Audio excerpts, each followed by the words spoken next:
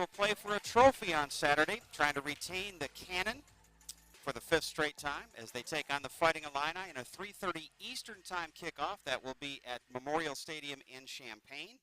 The Boilermakers and the Illini vying for that Cannon trophy that's been fought for decades. And again, Purdue has had the best of it in recent years and trying to keep that Cannon trophy right where it belongs here in West Lafayette. We're going to be talking with the head coach, Ryan Walters, about that game and about all things Purdue football. Also, a little bit later on in the show, we'll have Kendrick Breedlove, who had Purdue's first 2 takeaways of the season, 2 interceptions last week against Wisconsin, and Reggie Love III, who will be playing against his former team when he takes the field in Champaign on Saturday.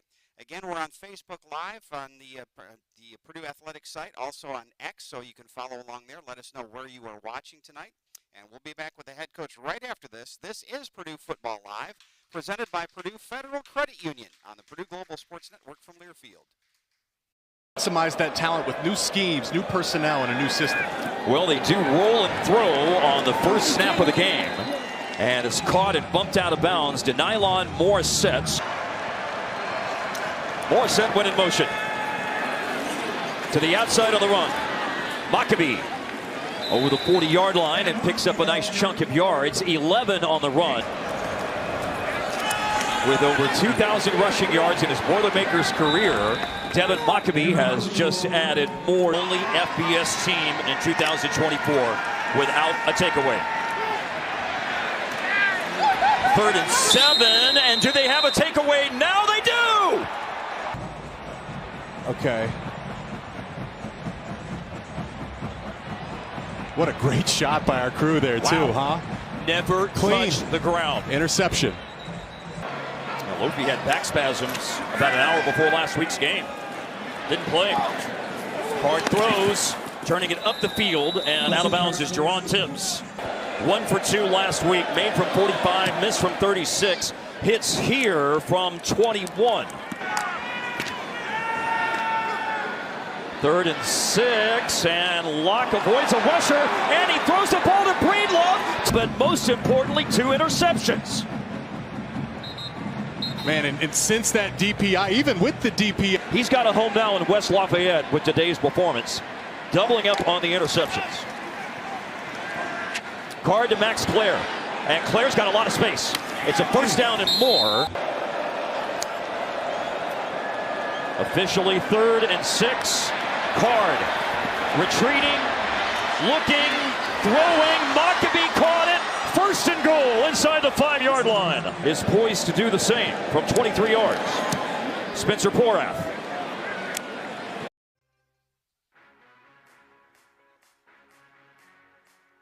Welcome back to Purdue Football Live. We're live at Walk-Ons in the Purdue Memorial Union, where there's validated parking and kids eat free on Tuesdays. Purdue Football Live is presented by Purdue Federal Credit Union, the official credit union for Purdue fans. And we're joined by head coach Ryan Walters. Boilermakers coming off a loss at Wisconsin last week. And Ryan, I know it's a disappointing loss. Coming off the field at halftime, you felt like you were right in the game, even though they had scored that late touchdown to make it a 21-6 game. But then things got out of hand in the second half. As you look back at the film and review things, where, and this is a simple question but probably a complex answer, where did things go wrong in that second half on Saturday? I mean, I don't think we have enough time to talk about it. You know, obviously there were momentum swings and missed opportunities, and then it just got sloppy at the end. I think that was the most disappointing thing.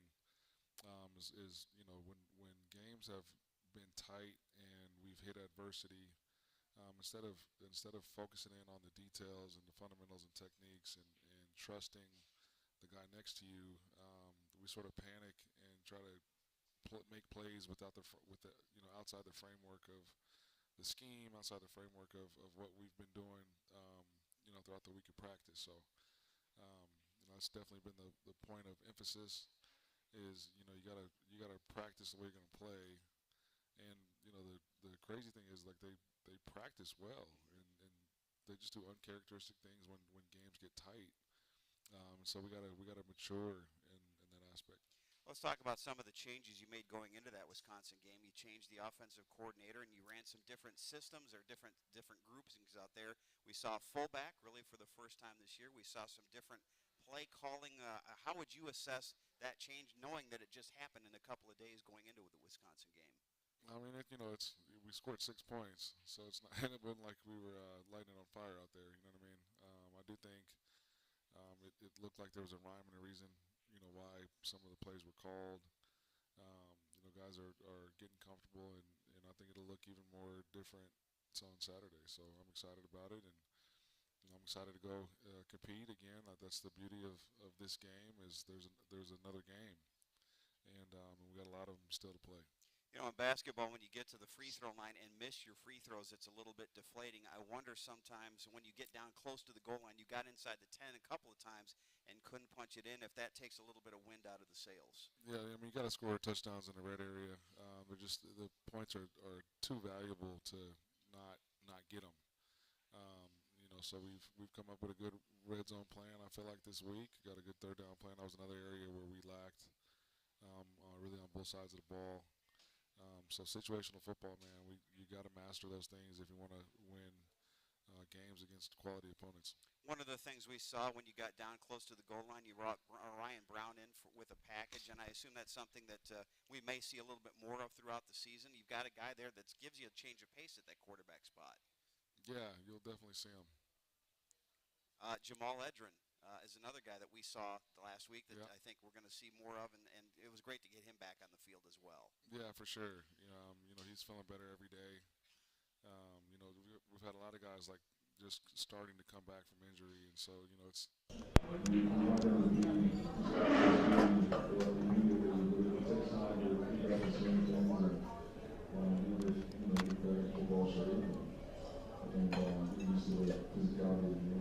One of the things I guess is not surprising given the success he's had. Max Clear is getting a lot of attention from opposing defenses, which should open it up for some other guys.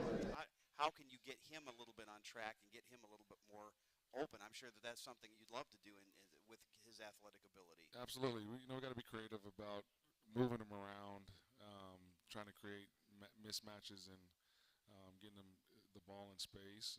Trying to hide him in some formations, but he's a great player and even better guy. He's fun to be around. You get consistency from Max, both on and off the field, and so really enjoy having him being a part of this team. On the defensive side, it looked like things were holding up until that second half, and we saw more missed tackles. As you go back and look, was that more of you think just an athletic ability thing at times, or wrong angles, or what? Where did that come from in the second half? Because we didn't see as much of it in the first half. Yeah, I've asked that question to some guys, so I'll leave it at that. There's we had some very candid conversations about the tackling and the willingness to do so. Right.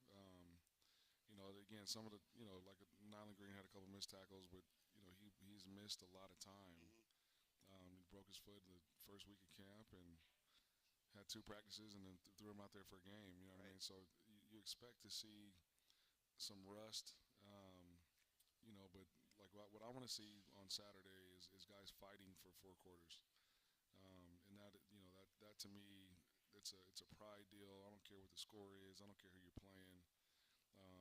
You put on a helmet and you wear that Purdue jersey, like that's got to mean something. It's got to mean that you've got grit, that you're a hard worker, that you're tough. And so until the clock runs 0-0, like you need to be flying around and you need to be playing physical. And so it's definitely been a point of contention this week. I'm sure that you and the coaches are just as anxious as the fans to find out how this team will respond. And you said the practices so far this week have been very good. Yeah, they have been. They have to be, right? We got 7 games left, and we're playing 5 of the 7. 5 ranked teams, including 2, 3, and 4. But yeah, that's coming down the road. That's coming down the road. We'll worry about that then. But I'm excited for the challenge, and I'm excited because of what has happened the first 5 games. What a story it could be to turn this deal around and put a product on the field that you're proud of. Nobody is proud of the way we've played the last 4 contests, and everybody wants to fix it. And so that's my job as a problem solver, and the head coach of this university is to get that done. And I got extreme confidence that I'll do so. All right, we're going to have more with the head coach. Ryan will stay with us on our next segment. It is presented by Purdue Federal Credit Union on the Purdue Global Sports Network from Learfield. Congrats, Dave, on your 470th win. You've been a terrific steward of the Purdue volleyball program and have taken it to new heights. Congratulations to you, each of your staff, and all of the players you have coached to achieve your historic milestone. Boiler up!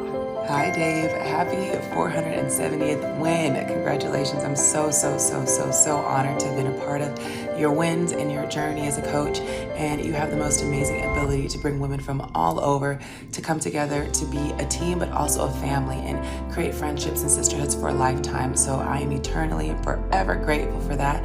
And I hope that you enjoy this one as it is well deserved. Dave, being one of your first players on your first team and all of us going through the adversity we went through, you've taken all those lessons and achieved such great things at Purdue. All the things we knew that program could become.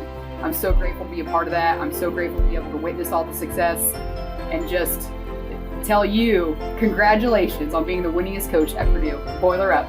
Congratulations, Dave. 470 wins. The all-time Purdue volleyball winningest head coach. Nobody had any doubt that you would get that done.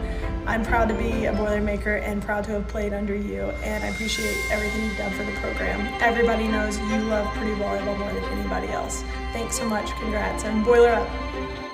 Hey Dave, just want to say congratulations. We are so proud of all that you've done for Purdue volleyball and for Purdue University. You have given a lot of women the opportunity to play at the Big Ten level, which is an experience that is unlike any other. And we just thank you for all that you do. We thank you for the sacrifices that you and your family and the coaching staff make. We're so proud of you and congrats. Hi Dave, congratulations on such a huge milestone. I hope you enjoy celebrating your big win tonight, and I'll see you all soon.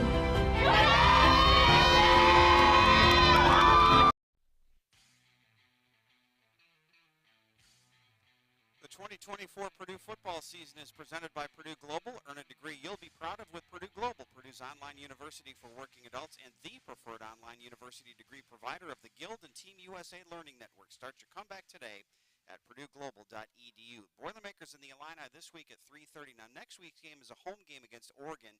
That is a Friday night start at 8 o'clock, and that means we'll move our Purdue football show live, our Purdue football live show up 1 week, or one.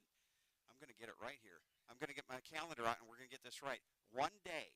It's going to be next Wednesday at 6:05, and then we'll go back to Thursdays after that. So, again, next week, Purdue football live Wednesday night at 6:05 before the Friday night game against the Oregon Ducks. All right. When you came back from Oregon State, you had a long time on the plane to look at film and all that. You got a short trip. You had a short trip to Wisconsin, so you're looking at film. Walk me through from the minute that plane takes off to when you're going to put the game plan together. What's the process and what's the timeline of when you look at the film, break it down, and then get ready? And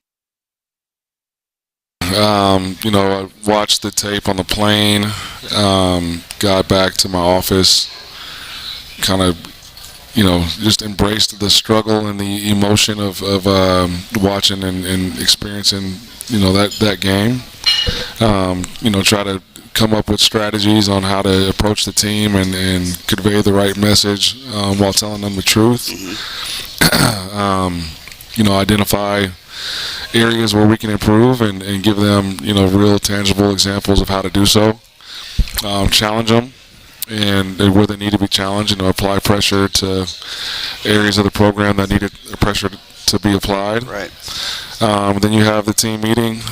You address the team. You watch the tape. You put the game to bed, and then you introduce your next opponent. Sundays, I tend to watch games in its entirety.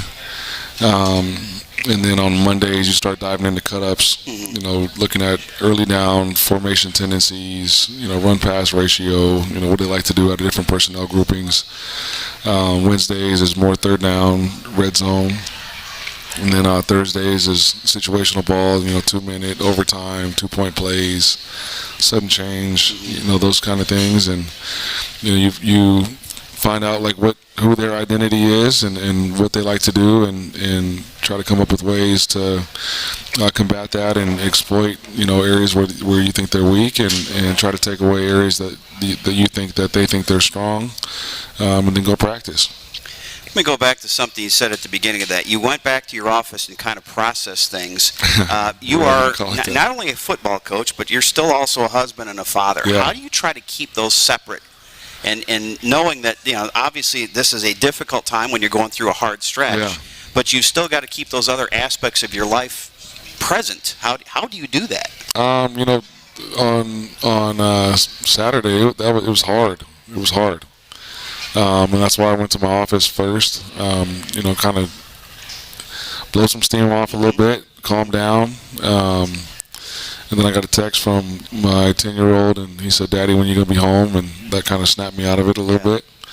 Because when you go home, they don't care, they're your dad, and you already don't get to spend a whole lot of time with them during the season. So it was refreshing to get the hugs from the little ones, and the dogs definitely don't care about ball, so they're jumping on you, and so you try to relax for that night, knowing that you got to still face the realities in the mornings and address them.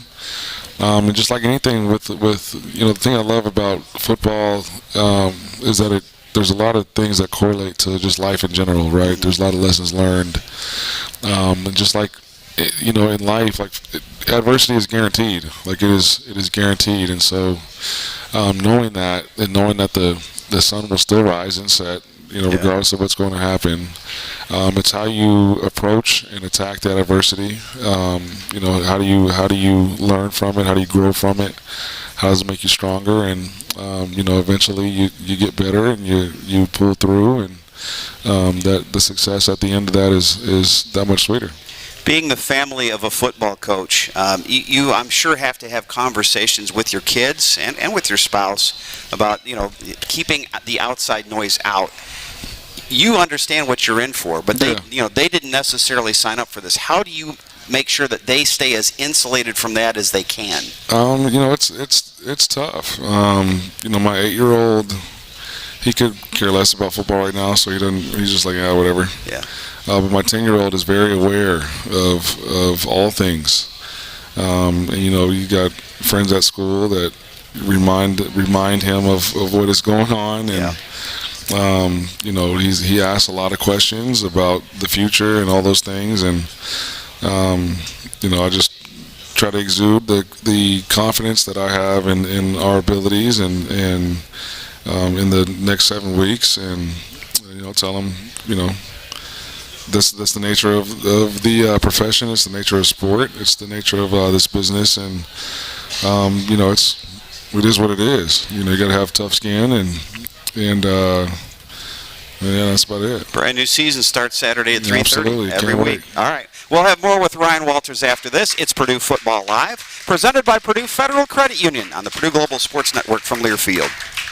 84. Your Boilermakers take down number 2 Ohio State in the middle of your junior season. What do you remember when you think of that day? Well, we were, it reminds me a lot of a few years ago when we beat Ohio State at Purdue, a few years back, that whole feeling, but what you said leading up to the game, man, I was nervous. There's no two ways about it. You're playing the number 2 ranked team in the country. You're on, prime time. It's they've got a guy named Byers who's doing whatever he wants, running the ball. And we knew we had to kind of score some points because he was going to score. You just knew that. And, as the game went on, we found that actually Ohio State was starting to be a little bit one-dimensional, meaning that they thought that they could just blitz us and put us into submission. And while that might have worked a little bit in that first half, that second half we came out with some adjustments. We caught them twice on audibles for touchdowns. And at that point, they got a little bit more respect, as far as when we started putting. But it's the Rod Woodson play. He comes up with a big pick, and you need to. It's a whole team thing. It's special teams. It's offense. It's defense, and then it's also they had a freshman quarterback, and spiking the ball on 4th down kind of was helpful for us on the final drive. So Yeah. thanks, Mike.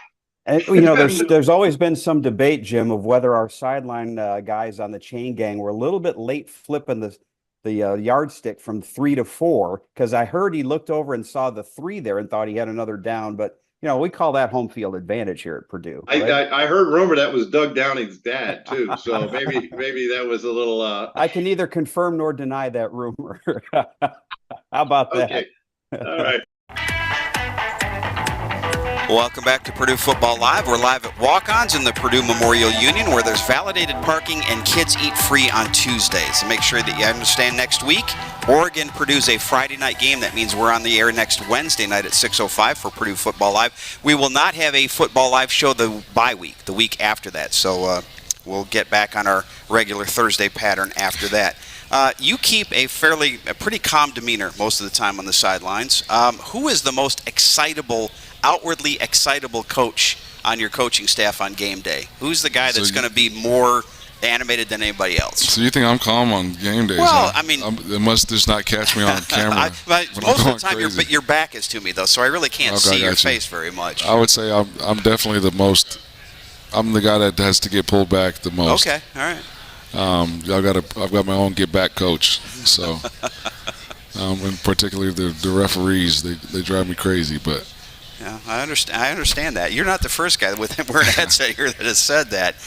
But you have to have different personalities on a coaching staff. I mean, if it's like everything else in life. If everything's the same, it's pretty boring, and you really got to have a unique blend. And I'm sure that's something you'd look at when you put together a coaching staff, not just the X's and O's, but personality-wise, who's going to fit in with these group of people. Absolutely.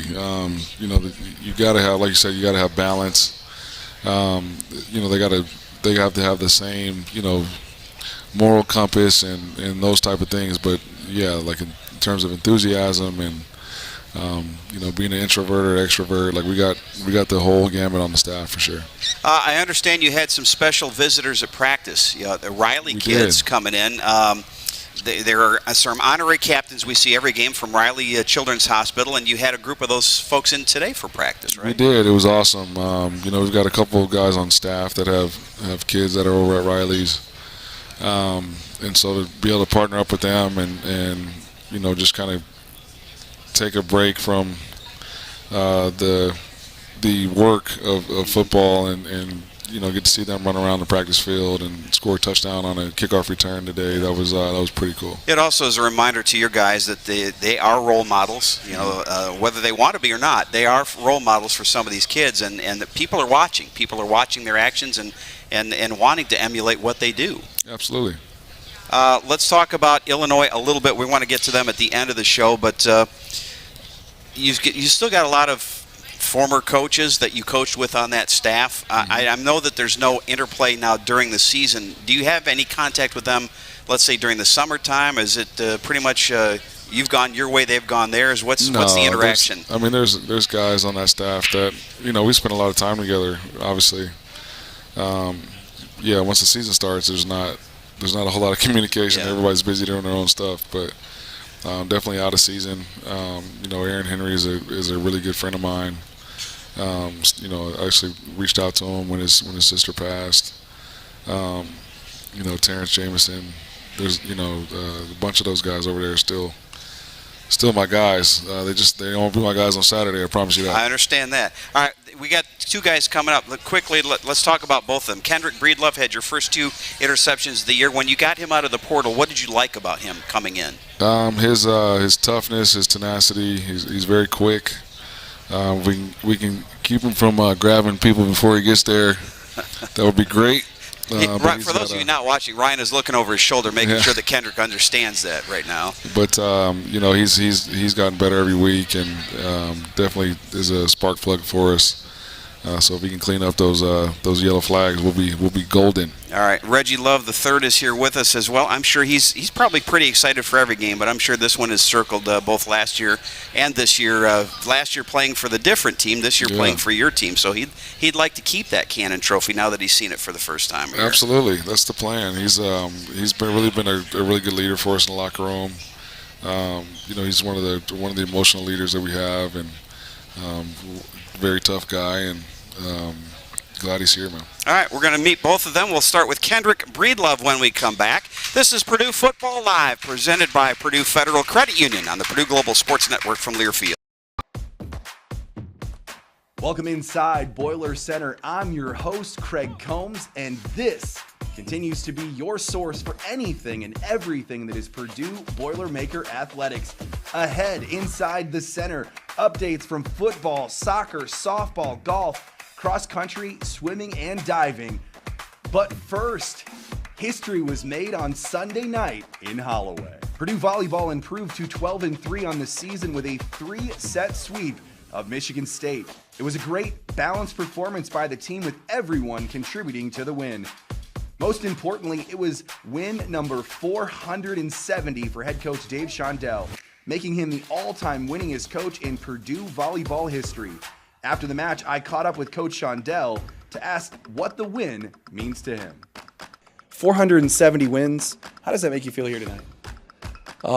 First of all, I'm really happy about the singular win we got. Absolutely. It may not be a big deal, but Big Ten play, and you beat Michigan State, who's a really good team, and our team played very well tonight. But, just in retrospect of looking at what's transpired in the last 21 plus years, just the fact that Martin Jischke hired a guy out of high school. I was a high school coach, coaching club volleyball, and he was willing with the guidance of Morgan Burke, the late Morgan Burke, and the late Roger Blaylock, who was our associate athletic director at the time, and Nancy Cross. They took a chance on a guy out of high school.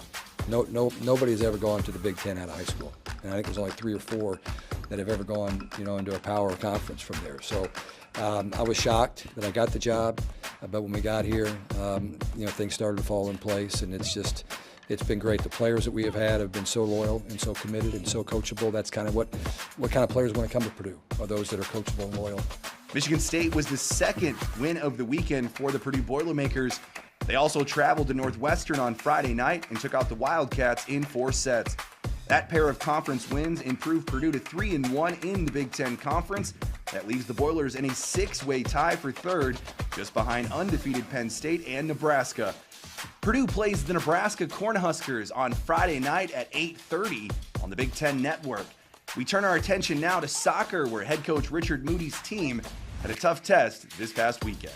Boilermakers welcomed Illinois to Folk Field for a key Big Ten battle. Purdue got on the board first with a beautiful goal by Lexi Fraley late in the first half. Abigail Roy sprung Fraley free and got the assist. Things were looking good after Emily Edwards made a spectacular save on an Illinois penalty kick early in the second half, but it was not meant to be. The Fighting Illini scored a pair of second-half goals, including the game winner in the 83rd minute to take the game 2-1. Next up for the Boilers is a trip to Bloomington Thursday night and a battle for the Golden Boot.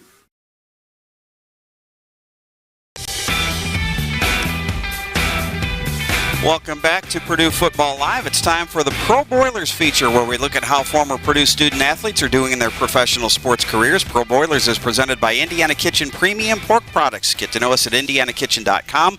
Both our Pro Boilers and Indiana Kitchen are boiler made. Big week last week for Tyrone Tracy Jr., rookie running back with the New York Giants. 18 carries, 129 yards in the Giants' upset win at Seattle. Speaking of running backs, Raheem Mostert had a big day, 19 carries for 80 yards as the Dolphins knocked off New England. And Aiden O'Connell is back to being the starter now with the Las Vegas Raiders. He will get the start this week against the Pittsburgh Steelers. Joined by Kendrick Breedlove. Kendrick is a junior defensive back from Nashville who comes to us via Mississippi and Colorado. What brought you here to West Lafayette from the beautiful Rocky Mountains? Just relationships, with Coach Carter, my position coach, and just getting to know Coach Wald and the staff. When I talked to him when I was in the portal, it was just, an instant click, and I knew this is the place that I wanted to be.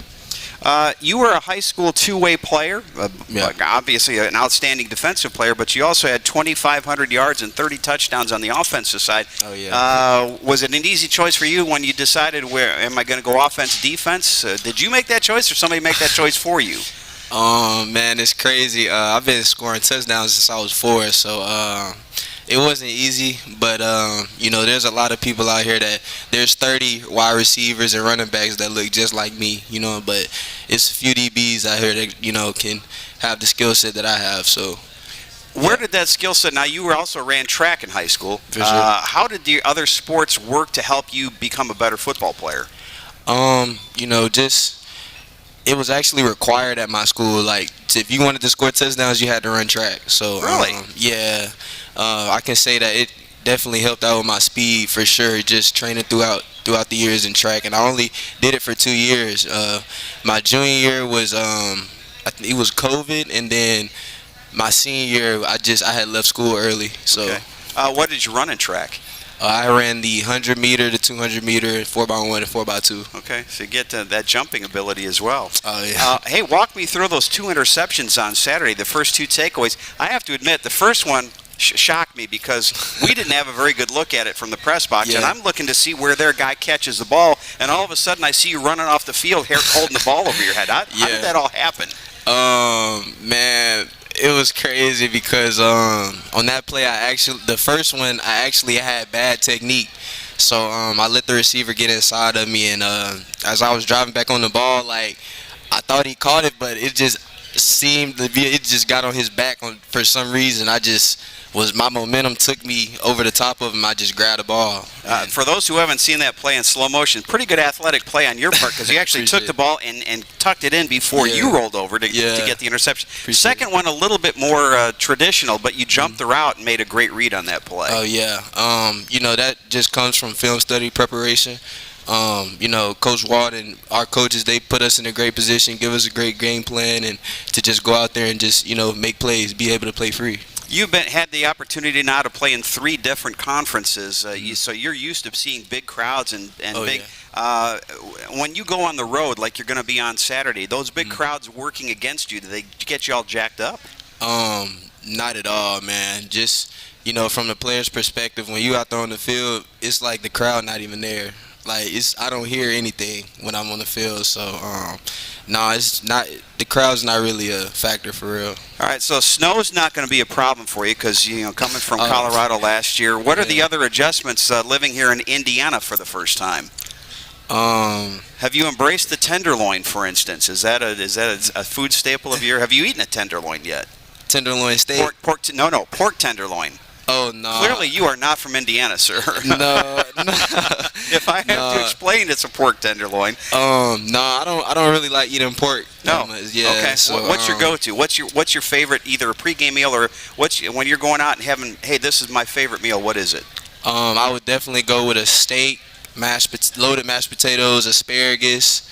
And if I'm at Texas Roadhouse, I gotta have the cinnamon honey butter with the rolls. All right. If Texas Roadhouse is listening, you can write this young man a check now. No, for sure. All right, let's talk about the rest of the season. You got 7 weeks left to go. Obviously, you'd like to turn things around. Tell the fans here what can they expect to see from this football team in the next 2 months? Man, just hard-nosed football, man.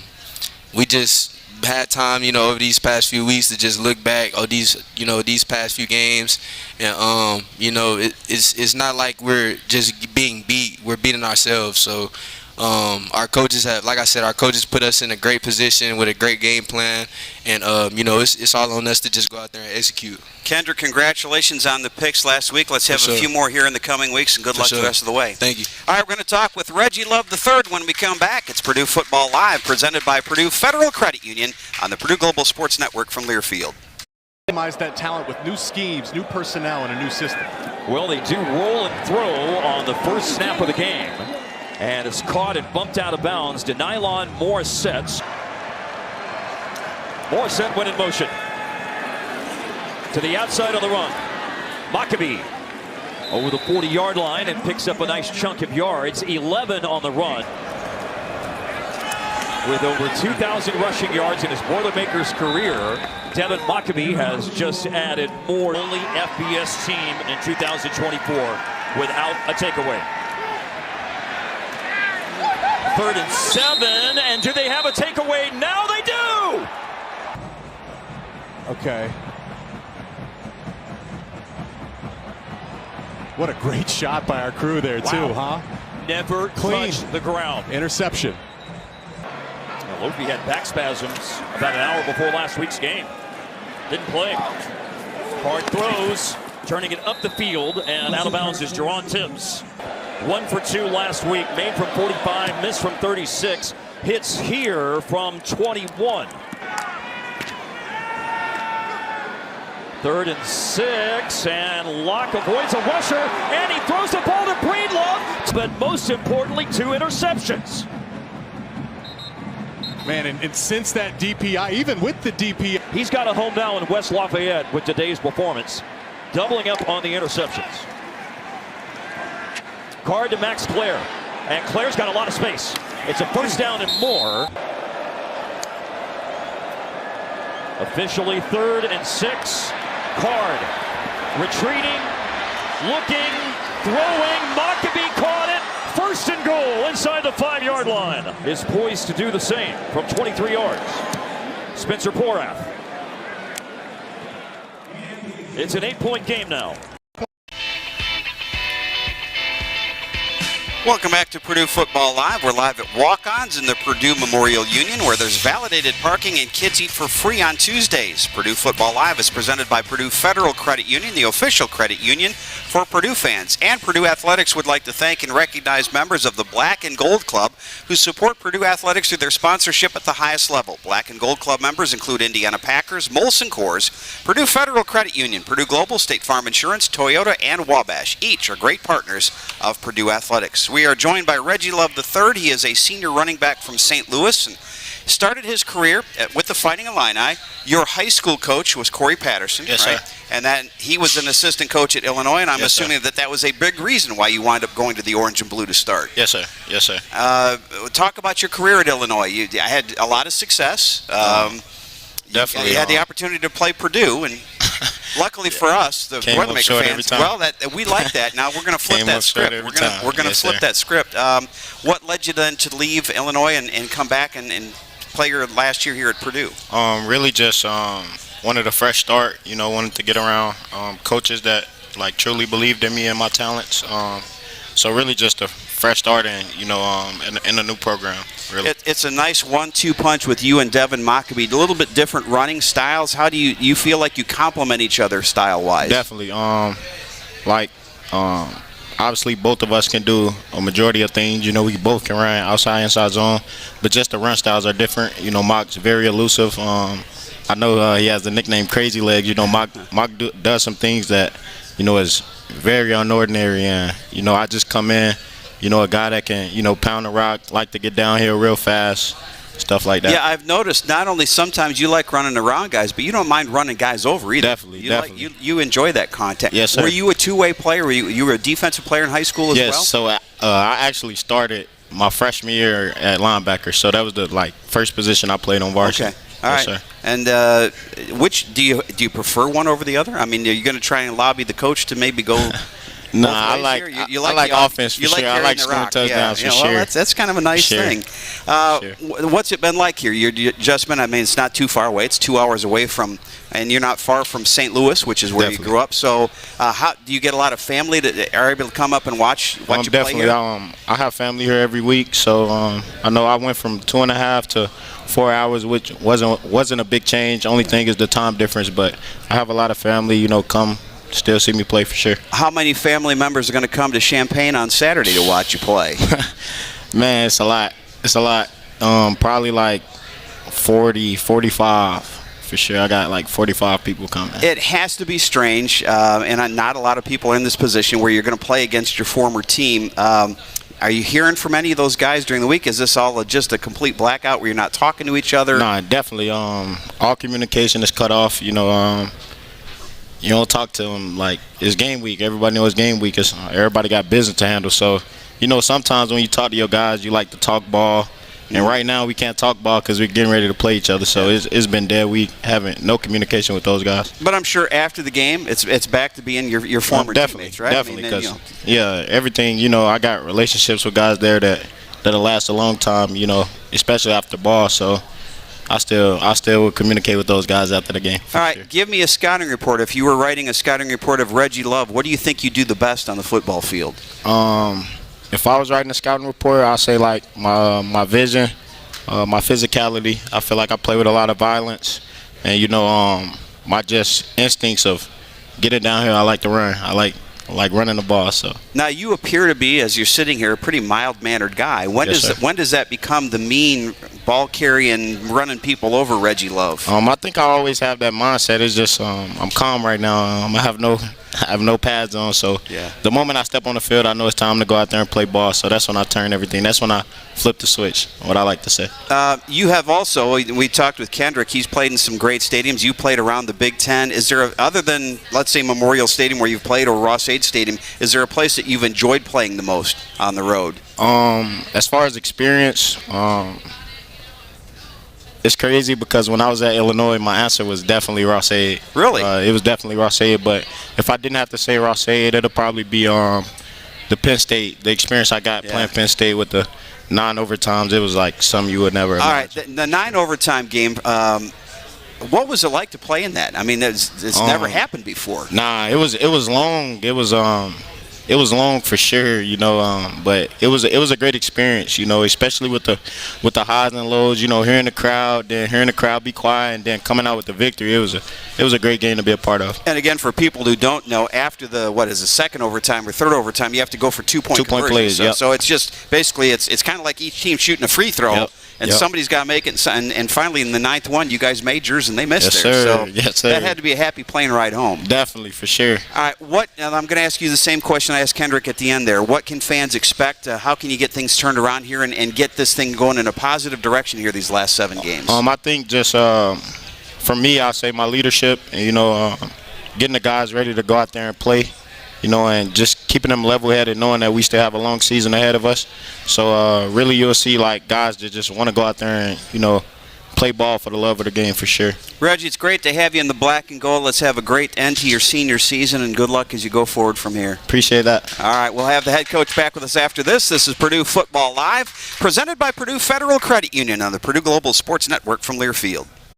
Congrats, Dave, on your 470th win. You've been a terrific steward of the Purdue volleyball program and have taken it to new heights.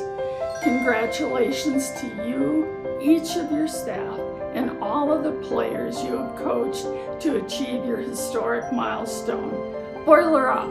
Hi, Dave. Happy 470th win. Congratulations. I'm so honored to have been a part of your wins and your journey as a coach. And you have the most amazing ability to bring women from all over to come together to be a team, but also a family, and create friendships and sisterhoods for a lifetime. So I am eternally and forever grateful for that.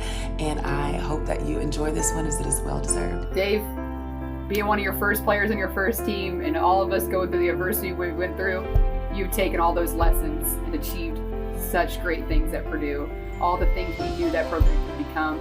I'm so grateful to be a part of that. I'm so grateful to be able to witness all the success and just tell you congratulations on being the winningest coach at Purdue. Boiler up. Congratulations, Dave. 470 wins. The all-time Purdue volleyball winningest head coach. Nobody had any doubt that you would get that done. I'm proud to be a Boilermaker and proud to have played under you, and I appreciate everything you've done for the program. Everybody knows you love Purdue volleyball more than anybody else. Thanks so much. Congrats, and Boiler up. Hey Dave, just want to say congratulations. We are so proud of all that you've done for Purdue volleyball and for Purdue University. You have given a lot of women the opportunity to play at the Big Ten level, which is an experience that is unlike any other. And we just thank you for all that you do. We thank you for the sacrifices that you and your family and the coaching staff make. We're so proud of you. Congrats. Hi Dave, congratulations on such a huge milestone. I hope you enjoy celebrating your big win tonight, and I'll see you all soon.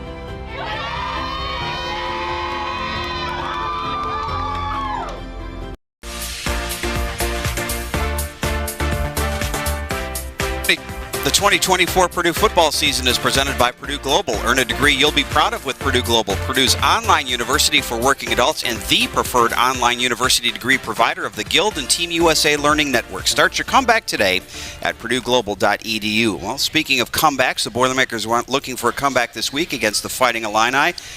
Watching Illinois play, the thing that strikes me most, Ryan, is they don't beat themselves. They're really solid in what they do. Absolutely. Coach B used to harp all the time on, penalties, mental errors, turnovers. And so he has definitely ingrained that into their program. And it shows. I think in particular it shows with the quarterback. He's gotten a lot better. I got a lot of respect for Coach Lenny over there, and he does a great job on the offensive side of the ball. But just his ability to manage the game, get the ball out on time to his playmakers in space. It's very, very well-oiled machine. They've got two wide receivers that lead their numbers there by a wide margin, but their running backs, look at the running backs, they're all big. They're like 6'3", 240, 6'3", 250. The big bruising running backs. Yeah, Big Ten backs. You know what I mean? It's which is not surprising, right? With Coach B's history with the conference and the type of backs he had at Wisconsin. So definitely want to get to them before they get started. On the defensive side, the number that jumps out at me is the number of turnovers they've forced. They're in the plus category, and they've forced 7 fumbles, which is among recovered 7 fumbles, which is among the best in the country. Yeah, those guys are flying around, playing well together. And again, it's not surprising. I know a lot of those guys on the staff. They're a well-coached team, and they're playing with a lot of confidence right now. As you look at the game last year, you came up with 6 quarterback sacks in the game here at Ross-Ade, and it kind of got away from Illinois in the second half. I would assume they'll have things a little bit different and try to throw some new wrinkles in. Is there a tendency sometimes when you get in a situation like this to try and outsmart yourselves, or just you got to stick with what you do best? There's a little cat and mouse game. They've had an extra week to prepare for us, so I'm sure they'll have a few wrinkles. But we don't have a whole lot of cataloged information on offense either, right? Just because of the change, and I'm looking forward to going and competing in Champaign. All right, should be a perfect day for football too. It's going to be another warm one though in mid-October, a little bit more than we're used to. Love it. All right, we're going to have the final segment of Purdue Football Live presented by Purdue Federal Credit Union right after this on the Purdue Global Sports Network from Learfield.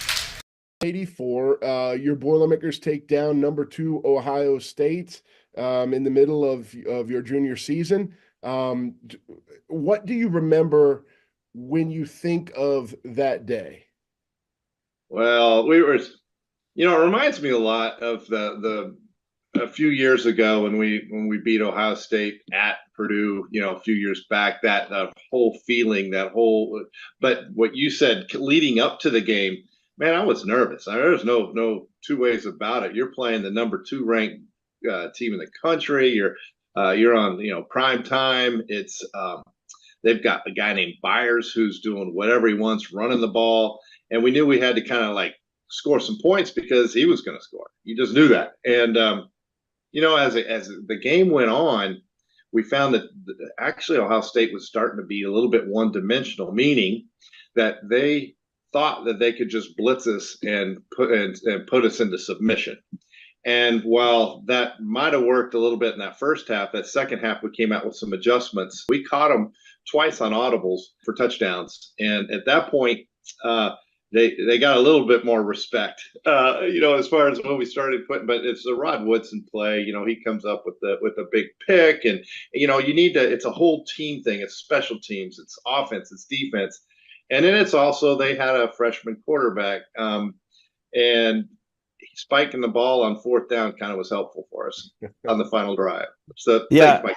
And, there's always been some debate, Jim, of whether our sideline guys on the chain gang were a little bit late flipping the yardstick from 3 to 4, because I heard he looked over and saw the 3 there and thought he had another down. But, we call that home field advantage here at Purdue. Right? I heard rumor that was Doug Downing's dad, too. So maybe that was a little I can neither confirm nor deny that rumor. How about that? Okay. All right.